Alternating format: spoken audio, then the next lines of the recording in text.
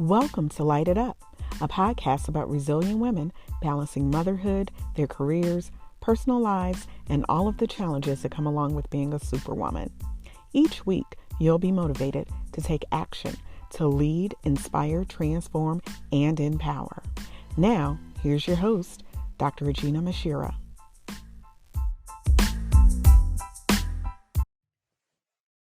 Hey everybody, welcome to another episode of Light It Up.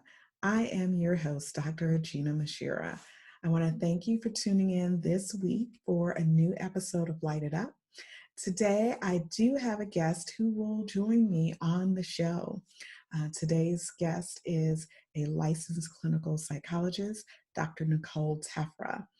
The reason why I've invited Dr. Tefra onto the podcast is because as adults, we talk about self-care, we talk about our physical health and our spiritual health, but I also thought it was important for us to kind of talk about the mental health and well-being of our children. And Dr. Tefra is a licensed clinical psychologist specializing in the area of adolescence and teen psychology.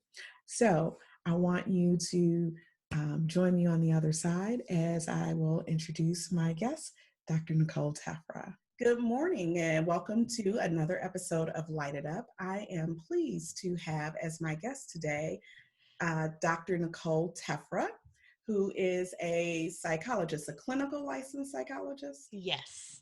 All right. So welcome to Light It Up. Thank you for having me. Glad to be here. I'm so excited about having you on today because, I think that it's very important to talk about mental health, and this Yes. month is Mental Health Awareness Month. So I wanted to make sure that we had an opportunity to talk before the month is over. Yes. If you could just tell the audience a little bit about yourself, your background, and how you got into the field of psychology. Sure. Actually, I became interested in psychology when I was in high school, and I went to high school here in Chicago at Morgan Park and took an AP psychology class, which was very interesting to me, and really not having a lot of, I guess, foresight about what I wanted to major in when I went to college. I just knew I was going to college and really trying to figure out what major to decide in. I actually landed on majoring in psychology. And so when I was down in undergrad, part of being in that major is like planning for the future in terms of career. And with that being said, I knew that I wanted to work with children and adolescents at that time.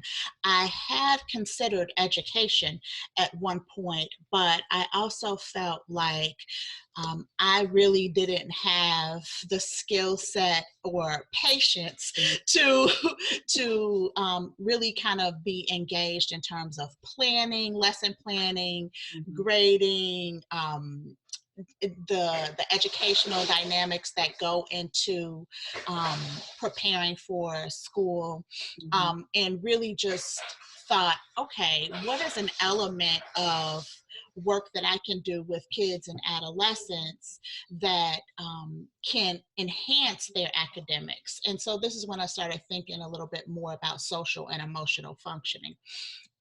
And realized that in order to actually go on to become a psychologist, I needed to get additional training beyond 4 years. And so really it started off with being interested in working with youth, just to summarize, and just what capacity I was going to work with youth was something that I was still trying to figure out along the way. Yeah, well, I guess a full disclaimer. Uh-huh. We did attend junior high and high school together, actually, at Morgan. Yes. And when you mentioned the AP psychology class, I don't remember who taught it, but I know that considering that we were at one of the top ranking high schools during that time, that we definitely had exposure to AP courses and just, had an overall great high school curriculum. Uh, wh- Absolutely. where did you go for undergrad? I went to Tennessee State University, and I really wanted to focus on being in an HBCU environment because I felt for me and my learning style, I needed to be in a smaller setting and having more opportunities for mentorship that I think is more common within the HBCU culture. And so that was one of the reasons that I chose an HBCU. Perfect, Hmm. perfect. Yeah. And I know that that's becoming the trend now, I Hmm. would say, because I know, Hmm. as a parent of rising juniors, Hmm. this week they'll be Time yeah, and flies. that's what you've been looking at HBCUs. Hmm. Simply because my children are also interested in that environment. We were actually scheduled to go to Tennessee State for spring break, but Wow. that didn't happen. We'll get there. Um, Hmm. so, as you mentioned, in order to advance in the field, Right. you had to obviously go through additional schooling and education. Um, Yes. talk about your advanced studies in Sure, sure. It's really curious. Well, it's an interesting trajectory because I think when I went to Tennessee State and majored in psychology, I initially went in with a major that was undecided, leaning towards psychology because I was trying to decide did I want to go through with psychology versus education. And so when I settled on psychology and started to get into more of my coursework related to psychology, I had a professor at the time that had us uh, become very involved in planning out our future. And at that point, not knowing anyone that was a psychologist personally, I did not realize that my next phase of my higher education was going to involve obtaining a doctorate. So I was under the impression at that time that I was going to graduate from a 4 year and then pursue a master's and become a clinical psychologist. And so it was during that exercise that my professor provided us where I learned okay, I have to obtain a master's and then I have to obtain a doctorate to become eligible to become a clinical psychologist. So I don't think I didn't know the length of time it was going to take to become a psychologist. So I think that was a very useful exercise for me because it helped me to kind of set my trajectory and my frame of mind around this is going to be a longer process that is going to take about 6 years, 6 to 8 post undergrad. Yeah. And so yeah, that was really, and so then it also helped me to think about, do I want to pursue a PhD program versus a PsyD program, which are the two routes that you take uh, towards becoming a clinical psychologist. And Mhm. that's one thing I wanted to kind of point out to or to ask you about. Yeah. There are a couple of things. Number one, the difference between a licensed clinical psychologist and then a Right. psychiatrist. Yes. And then what's Yes. the difference between the route of PsyD and PhD, and which do Right. Right.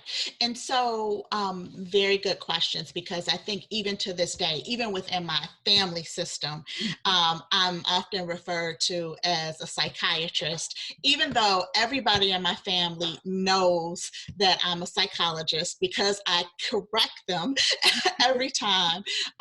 It's not interchangeable.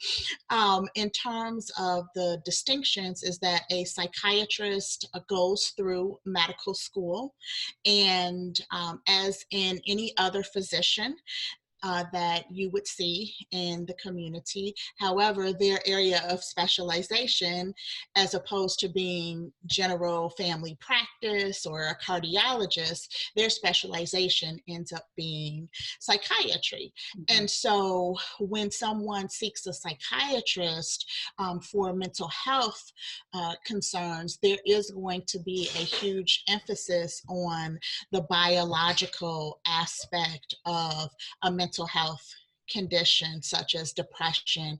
They're going to be consulting with the patient about the type of medication that is going to help depression. So they're looking very much at the medical aspect. Many psychiatrists, though, also have training in therapy, although that has not been as strong of an emphasis in residency programs. But those who are more psychologically minded do offer some aspects of therapy, but for the most part, a psychiatrist is going to recommend their patient to a therapist for the techniques and the strategies around how to manage depression, and they will take care of I guess, neurological and chemical aspects of brain functioning as it relates to mental health.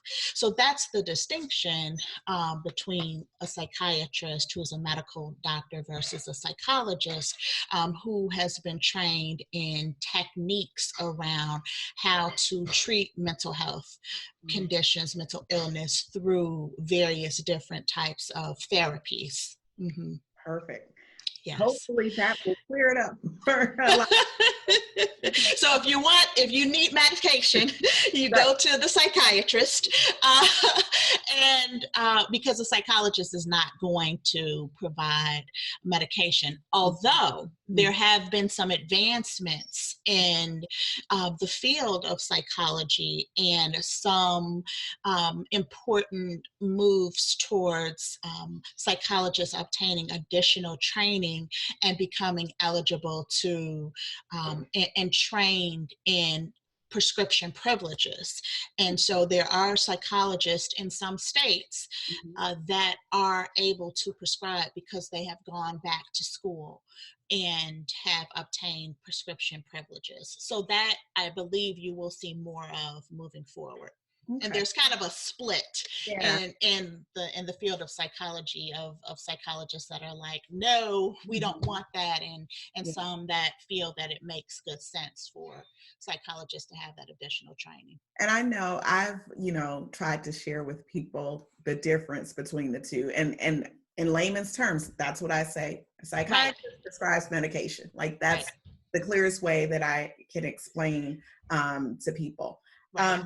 So if a psychologist Mm-hmm. receives a referral from a psychiatrist to see Yes. a patient for the therapy, do they then continue to work together and monitor the progress of the patient? That is absolutely best practice. That is what a patient should be expecting.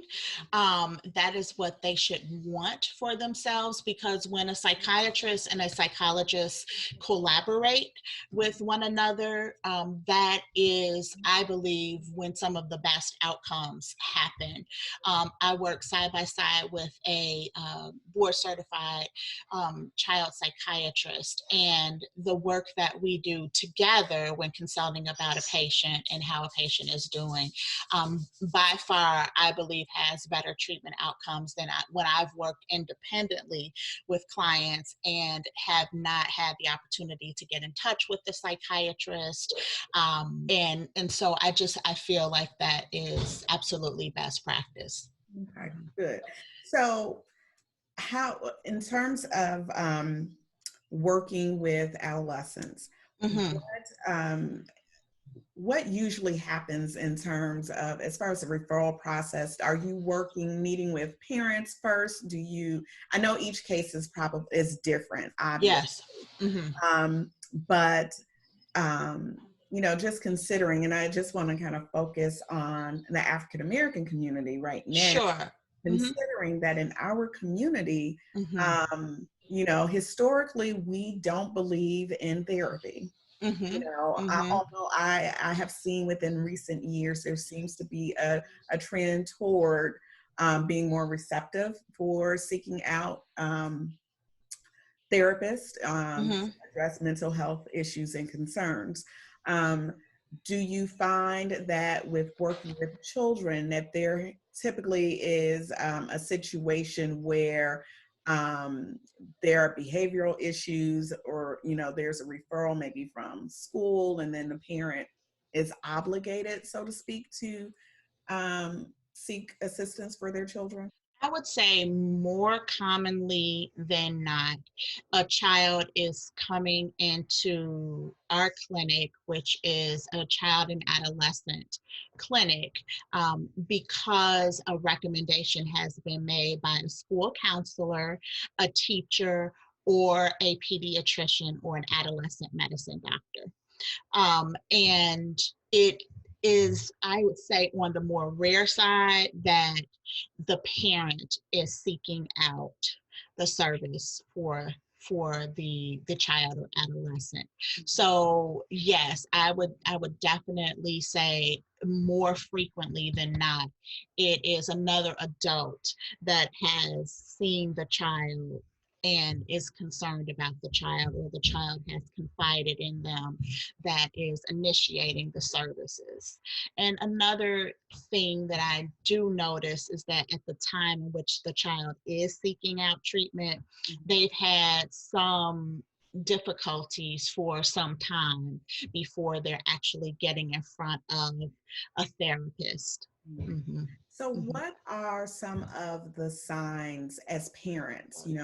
that you look for, to determine whether or not there may be some issues that our children are dealing with? I know, you know, social media, that's a totally Yeah. different conversation in terms of just the exposure that our children have to cyberbullying and, Hmm. other things of that nature. And sometimes you see on social media with adults where they joke about how, when we were coming up, we were able to endure so much. We were tough, Right. so to speak. And there's Right. just been this conversation that with this generation of children, Right. that emotionally they're unable to sustain some of, I guess, the challenging situations that we may have been able to endure. Right. So, what are some Right. common signs that we need to look out for? Sure. And I do hear often that parents are wondering why children are having such, which seems like more challenging times during their childhood than perhaps when they were growing up. So the cultural um, understanding of, we got to manage this, and we got through this okay, so I don't know why it's an issue here. The one thing that I do notice that is more challenging about the system or the culture that children are growing up in nowadays is social media, that there is a huge component of everything that a child does is documented to some degree. Culturally, it is how the world is socializing, or how children are being socialized. Um, Even down to when they're turning in and submitting assignments. It's got a time stamp. So children are tracked and managed differently than when we were growing up, or when their parents were growing up. And I think that in many ways, technology has been very, very beneficial. And at the same time, there's been a lot of negative consequences as a result of technology. And so I do think that it is a different time, Mhm. and that children are dealing with many more stressors than they were, when that really come from the advancements of technology and socialization, than they were in the past. In terms of signs to look for, some of the more common telltale signs are, changes in eating and sleeping patterns, changes in mood and behavioral functioning. So more irritability. Sometimes the way depression shows up for teenagers or even younger kids is through angry and irritable and disruptive and argumentative um, behavioral interactions, if that wasn't commonly part of the child's personality, and or if it is and it's just worsened over time. So I would definitely say those children show us and teens show us what's bothering them through their actions, way more than they do through their words. And so I think looking and noticing any changes behaviorally, emotionally, isolation, spending a lot more time in their rooms or to themselves is something that is important to pay attention to. Um, also, if a child, a teen, had something that they looked forward to and got enjoyment out of, and are no longer interested in that activity or craft, then that's something to be curious about, to pay attention to. And also, if you're noticing changes in now teenagers express themselves through, their fashion, their appearance, and things of that nature. But if there are some things that are being noticed around, my teen is wearing, long sleeve shirts all the time, or long sleeve pants all the time, or um, there's lots of piercings going on. I mean, I think it's a fine line between identity development and self-expression versus non-suicidal self-injury or self-harm, or that they're dealing with something at a more deeper level. But I would say to pay attention to that as well. Mhm. Um, and then any signs or symptoms of any drug or alcohol use, and paying attention to if the peer group changes. So perhaps the teen is not isolating as much, but you've noticed that their friend group, they're not really into that friend group anymore. They're into a different friend group now, and it seems like a little bit more of a riskier, risk-taking friend group. So those are primarily more of the like strong indicators to be paying attention to, and then you have just more of the subtle signs, which I do think still within the subtle signs, there tends to be a bit of isolation that still takes place. Hmm. So I'm glad that you mentioned Yeah. that in terms of isolation too in the signs, because Yes. so as far as this COVID-19 is concerned, Yes. Yes. um, our children have had to like, there was no period of transition. It was just, they Right. were just thrown right into Yeah. leaving school, no longer having the face-to-face instruction, and of course the social interaction with their friends in the way that they are accustomed to Hmm. now, the e-learning. Hmm. And I know in my household, like I said, I have three kids. Hmm. I have twins Hmm. who are soon to be 16, and then I Hmm. have my youngest daughter just turned 13. Yeah. So I've been quite observant of just Hmm. behavior, right? Right. And I also want to ask you, what's the best way to actually ask your child if everything, Right. because Yes. I've noticed I've got one child who gets up like they're going to school, even though the time has shifted. They Right. either, get dressed or what have you someday, Yes. and do their work on the Zoom Hmm. calls. And I have other kids Hmm. who will Right. just kind of lay in their bed and do their work, or Right. just, have the door closed, but I'm popping in, checking in. Right. And I know, and we've talked about, Hmm. the adjustment. Um, Yeah. because one of the things that I actually tried to do with my children is when we first received word March Mm-hmm. 13th Yes. that schools were going to be closed, I told them at that point in time, you're not going back to school for the remainder of the year, because Mm-hmm. I didn't want them to get their hopes up thinking, oh, Yeah. well, after spring break, we're going to go back and be disappointed. Right. So my thought was, let me prepare them. Yes. And initially it was okay, Right.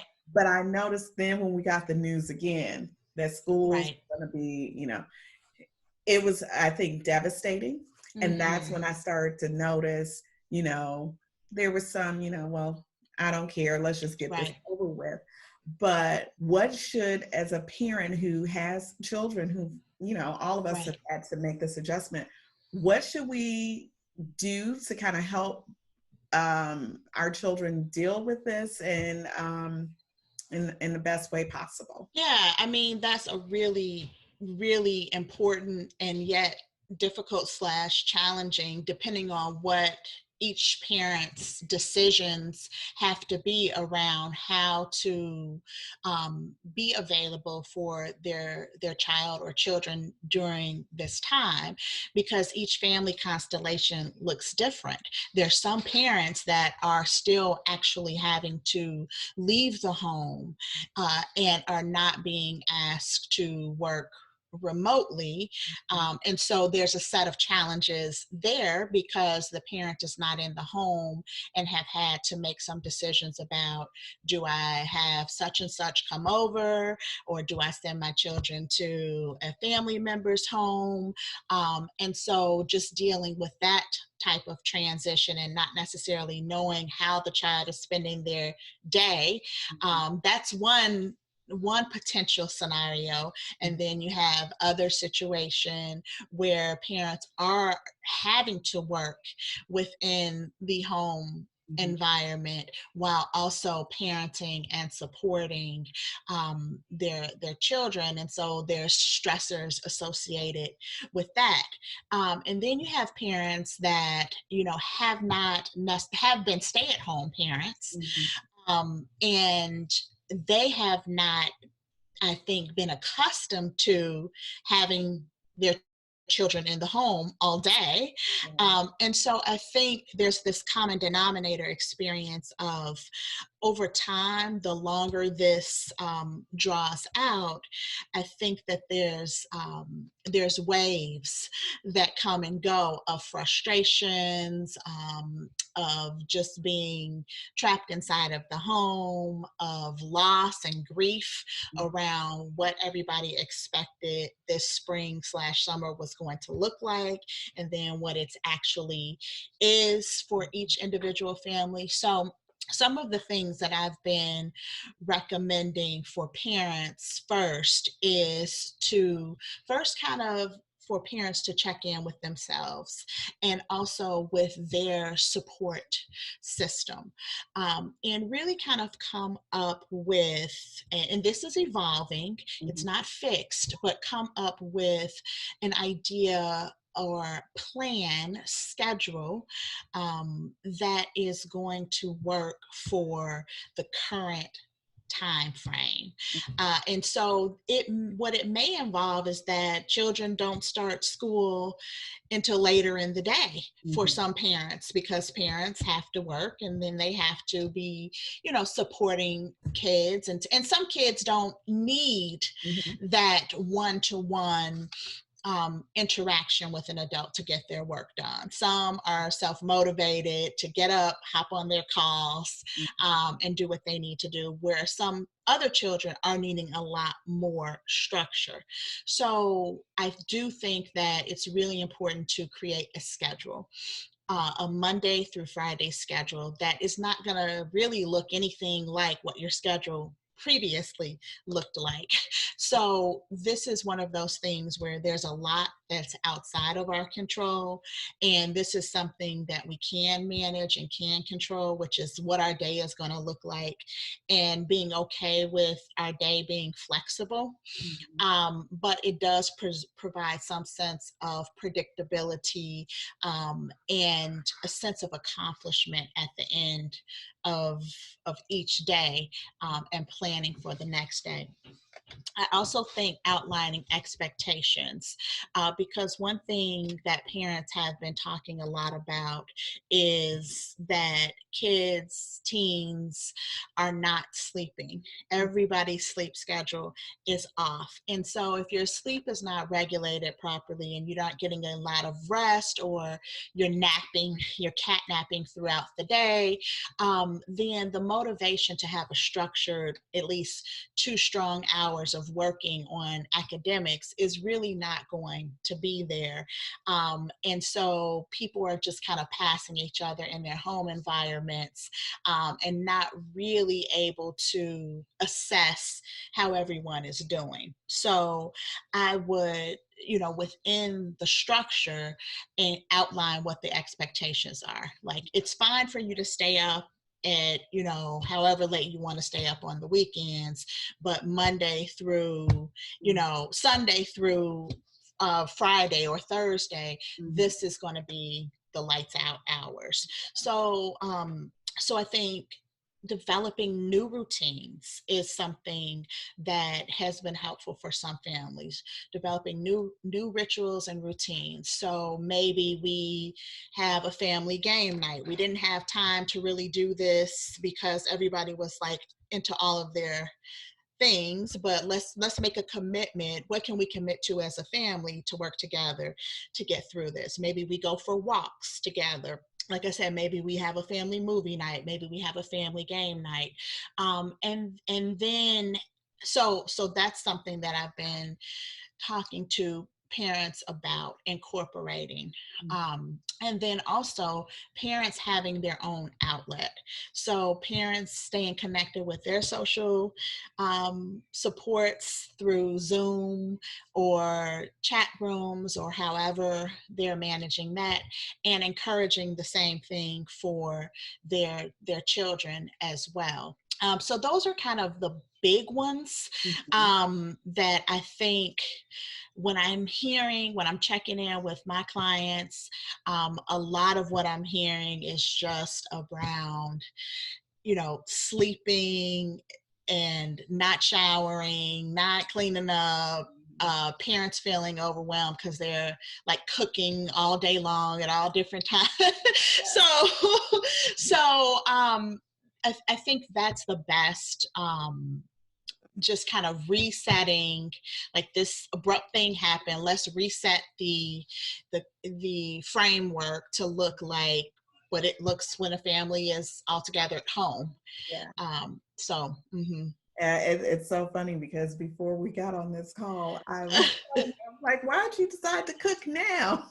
Well, since we've been on this call, I apologize, because I'm sure you heard the ice machine in the background, because it was like I made sure everyone ate Yeah. before. But yeah, Yes, exactly. it's an adjustment. It Like, is. what I've learned with this time is I've had to exercise more patience. Right. Learn how to Right. be flexible. Like, everything doesn't have to go lockstep as planned, because as we can see, for the last Right. 9 weeks, we've been Right. in limbo. So but I also looked at this as an opportunity for Mhm. a reset, and that was Yeah. simply because I felt like I needed a reset. Yes.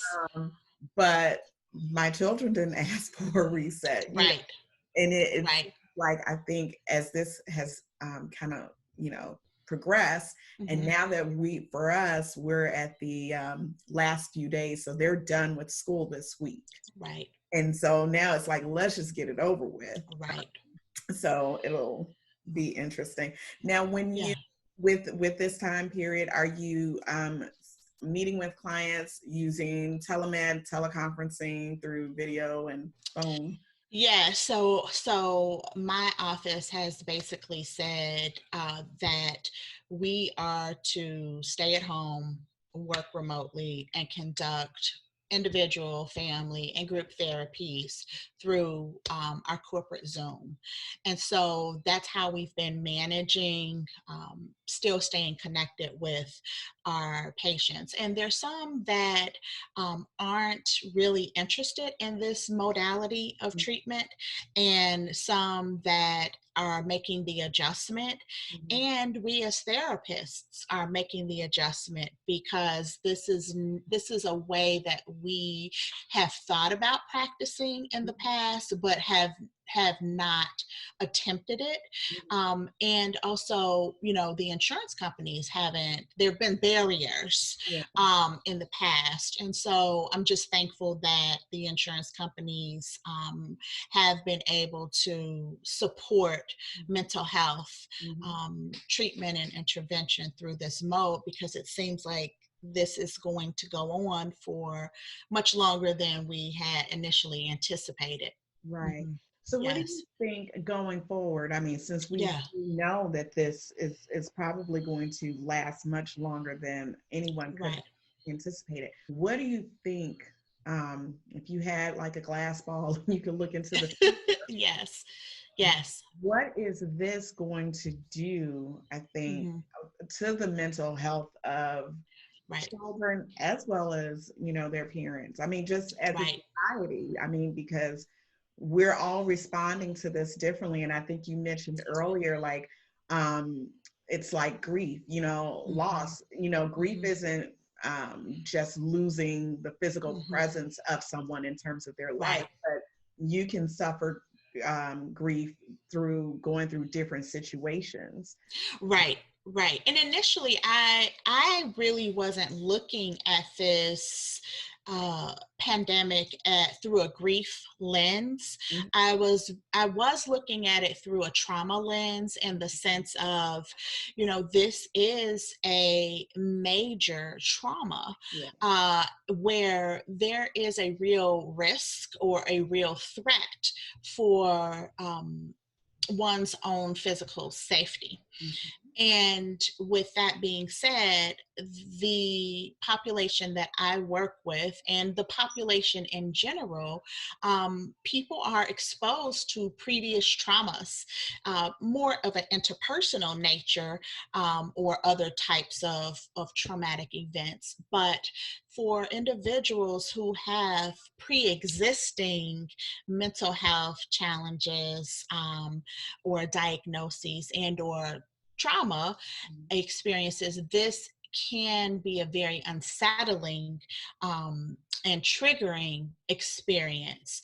And so, what that looks like for that particular population, I would imagine is going to exacerbate, the clinical population is going to exacerbate Mhm. those symptoms. And then the population that is not necessarily a clinical population, but is having, concerns about what's happening in the world, and the way in which the adjustments are having to be made, there is the potential for mental health challenges to emerge, anxiety disorders, depression, PTSD. And so there is an anticipation that there is going to be a huge need for mental health, even beyond what was already present. And I think, being a child and adolescent psychologist, there's already, I would say, not enough mental health professionals that specialize in this age group. So I anticipate that that gap is going to widen in terms of access to healthcare, Mhm. mental health care, Mhm. which I am hoping that there is more opportunity for educating, just like professionals going into the field in this arena. Um, so I mean, I'm going off into a whole nother tangent. But just, I do think that it's a larger systemic issue Mhm. that has many, many layers, because not only are we talking about youth, but then we're also talking about our healthcare workers and our hospital workers and the exposure to secondary traumatic stress, and people who are affected by COVID and don't survive, and don't have family there. Nurses or hospital staff are taking that on, which raises their potential. So there has been an increased need to support our frontline workers and providing debriefing and trauma focused grief and loss support. Mhm. um, in terms of like the grief and loss angle, I it made better sense to me in the sense of um, having a idea and plan about how you wanted your senior year to look, for example, and that was taken away, and outside of your control. So there is the potential for a loss experience to emerge, and there to be anger and disappointment, and the longing for that teenagers can get stuck in, Mhm. and it can affect their abilities to just be present in the moment.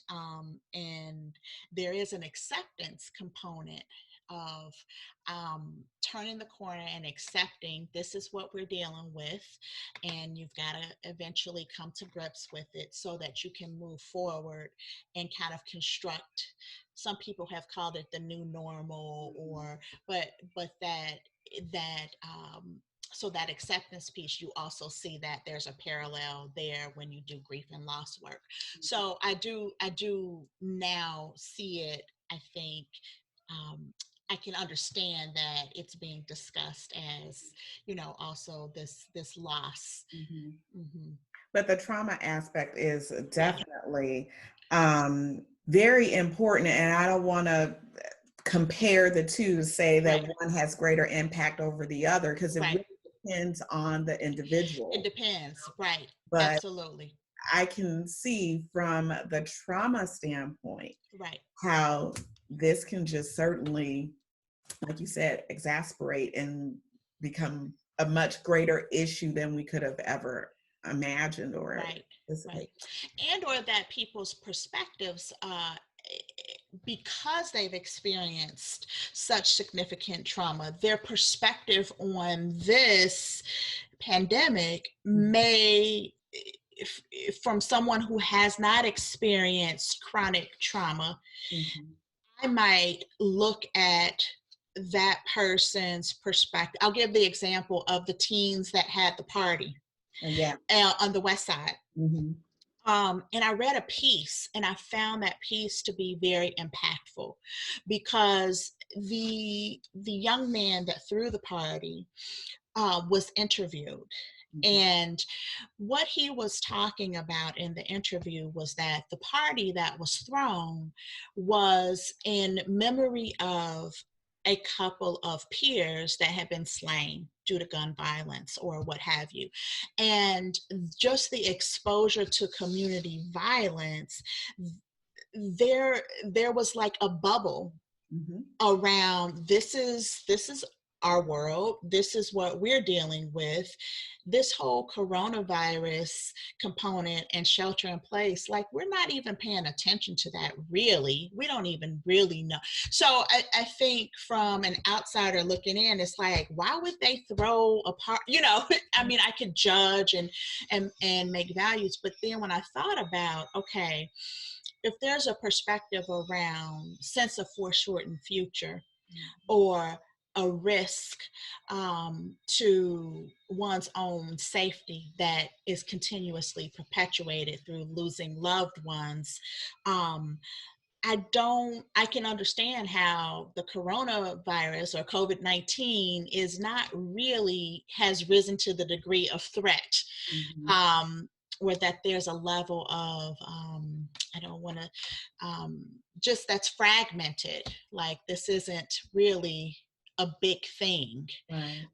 So the perspective is important as well. Mhm. Hmm. Yeah. So let me ask you for Hmm. what recommendations for parents who are Yeah. looking for Hmm. a child psychologist or, Right. want to get their children into therapy because there's Right. a need. Right. What would you suggest they do in order to take the first plan of action in terms of finding the right fit for their children? What are some of Right. what recommendations do you have? Sure. I mean, I do think it's important to initiate a conversation with their child Mhm. first, because teens are notorious for, you did this without, like, you're placing this thing on me. It's like another task, and you haven't necessarily consulted. And teens are in a place where they're trying to form their own identity and autonomy and individuation and separation from their parents. And so I think that it is much better if a parent approaches their teen by just noticing, letting them know that they've been noticing that things have been a little bit different with them lately. Hey, I noticed you've been spending a little bit more time in your room, or you've been a little bit different than your usual self.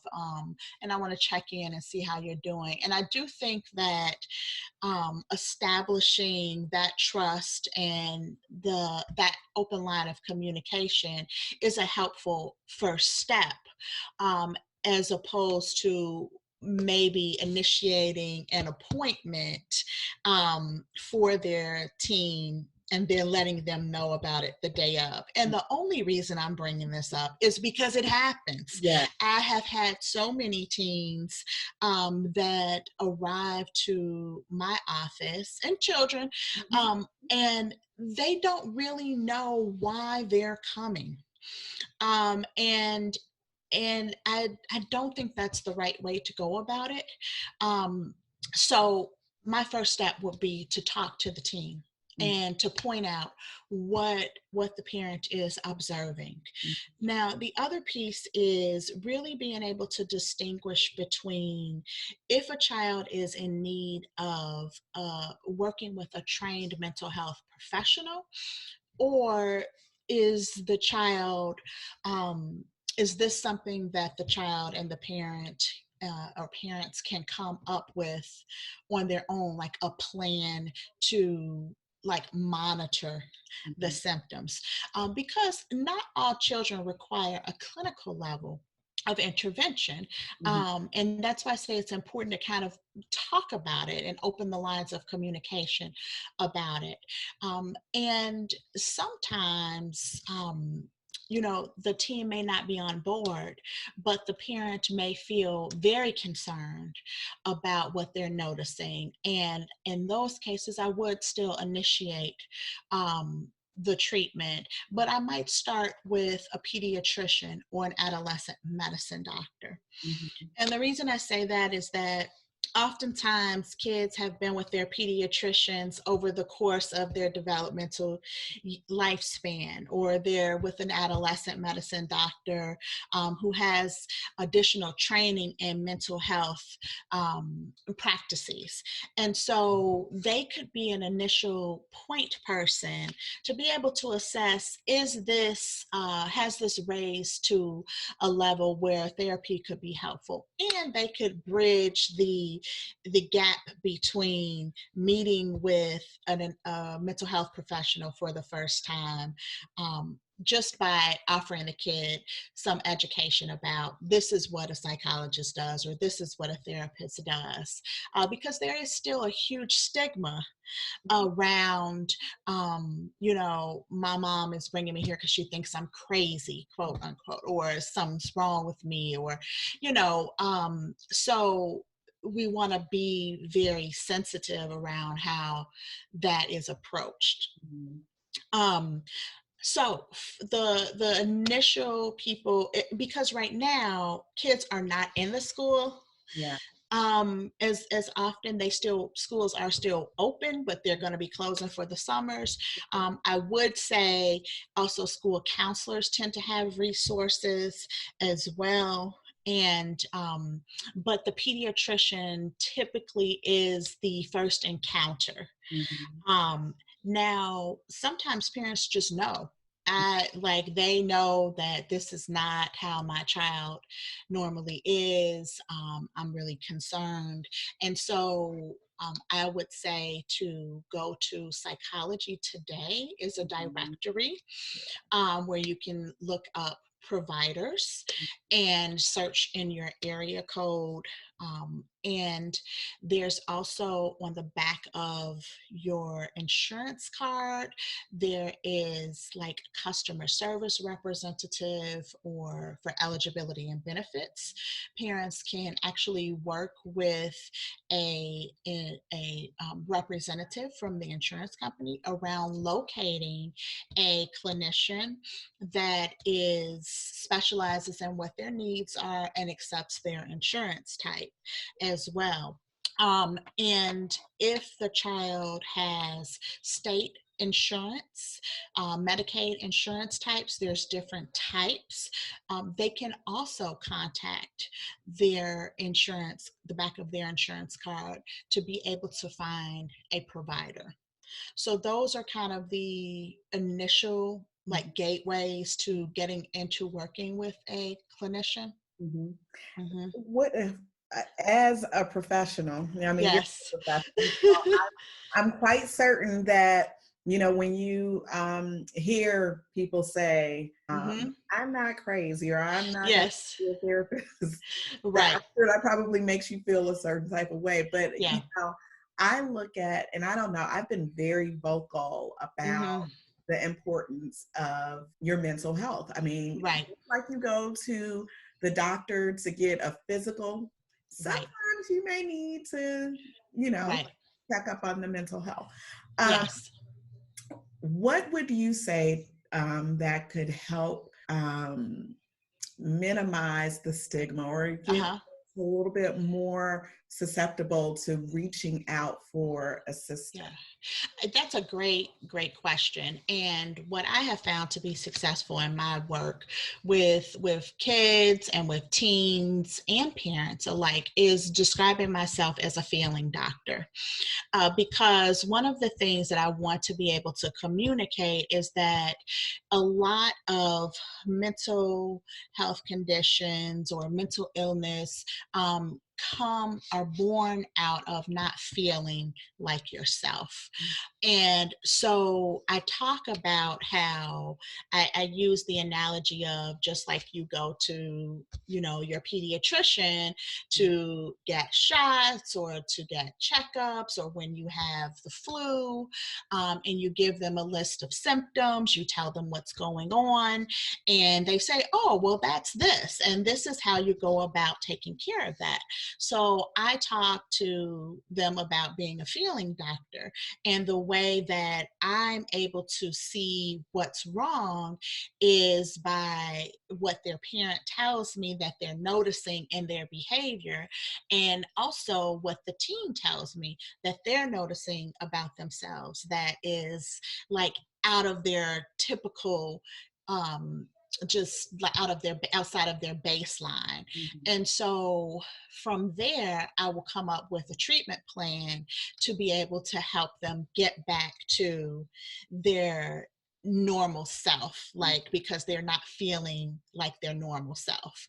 And so I try to frame it in a way that makes sense, given that everybody has gone to a doctor, and has gone because maybe physically they're not feeling well, and that my job is that they come to me when emotionally they're not feeling well.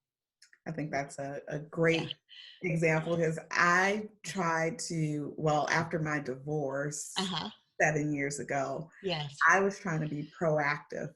I was Mhm. looking at it as preventive, Uh-huh. and so although my children were Yeah. functioning, the Right. same, and I told them, I said, we're going to go to Yeah. counseling so that you can open up, Yeah. talk about how you may feel or what have you. And it was so interesting that one of them said, well, we're not crazy. And I mean, that was the first thing that came out of their mouth. And I said, no, this is just to talk about how you're feeling. Right. I want to share with me or your dad. Right. But what was interesting, the three of them were in their sessions together, and they sort of ran rings around. So Yeah. but they were, I think, maybe 5 and 8 at the Mm-hmm. time. So I Yeah. tried to introduce them early because they Right. had experienced a loss. I mean, Right. their parents had divorced, but I also wanted them to be comfortable with Mm-hmm. it early on, that it's okay Right. to talk Right. to somebody. And it's excellent that you did that because, the research indicates that if a child or an adult, whomever, Mhm, is seeking therapy and they've had a previous experience in therapy that's positive, they're more likely to benefit from therapy in the future. mhm, Whereas if they've had a previous experience in therapy that was negative, it's going to be a little bit more challenging. It may be more of a barrier or obstacle for someone to actually consider therapy in the future as something that could be beneficial for them. So even if they didn't necessarily need therapy at a clinical mhm, intervention level, they have that experience of, okay, this is where you go when something that that's not ideal has happened, mhm. and you have a place to talk about it. Yeah, Yeah. yeah. So I'm glad that I was able to introduce them to that. Um, Yes. so just want to wrap up because I know Yeah. you've got a family, I've got a family, so we've got to progress with our day. But if you could just, in closing, I don't know, Yeah. you're in the Chicagoland area? Yes. Are you accepting patients? Where can folks reach out if Hmm. they are looking for a therapist Yes. for their child? Yeah, so I work for Advocate Children's Hospital, and the clinic that I work in, it's a pretty small clinic, but it's designated for patients who are patients of Advocate. So it's limited in that regard, but there are a lot of Advocate pediatricians Mhm, that we work with, primarily servicing the south suburban area of Chicago and southwest suburbs, and all the way through to the south suburbs mhm, of Chicago. And so we have pretty high volumes, and we are accepting patients at this time. Everything is through telehealth. We have been able to, we typically have a waiting list, but we've been able to work through our waiting list during this time. And some of our pre-existing clients that haven't necessarily wanted to continue at this time, with this format, has opened us up to be able to service clients that are experiencing like more real time mhm, difficulties that are particularly associated with, stress or anxiety related to adjusting to COVID 19. mhm. So that number is 708 684 7999, and that is the clinic that I work out of. In terms of other child and adolescent clinicians, I would recommend going to the Psychology Today website and then searching the filter, or anyone can contact me, and I'm happy to provide other referrals as well. Hmm. Perfect. Well, I Yeah. thank you so much for taking time out of You're welcome. to talk to me, answer questions. This was really great. I mean, very insightful Good. information that you shared. So I really appreciate Wonderful. it. Good. Thank you for having me. Thank Thank you so much for tuning in to today's episode of Light It Up. I hope that the information that Dr. Tefra shared today was that which was informative and enlightening. And although we were unable to tackle all of the different aspects of mental health, today we only touched the tip of the iceberg. There's so much more that we can talk about. And because of that, I have extended an invitation to Dr. Tefra to come on to the show again in the very near future. And she has graciously agreed to do so. And finally, last but not least, if you are listening to the podcast and you would like to view the interview with Dr. Tefra, make sure you select the link in the show notes and it will take you right to the interview, which is also posted on the Light It Up Facebook page as well as YouTube. And don't forget, as always, to light it up and shine bright like a diamond.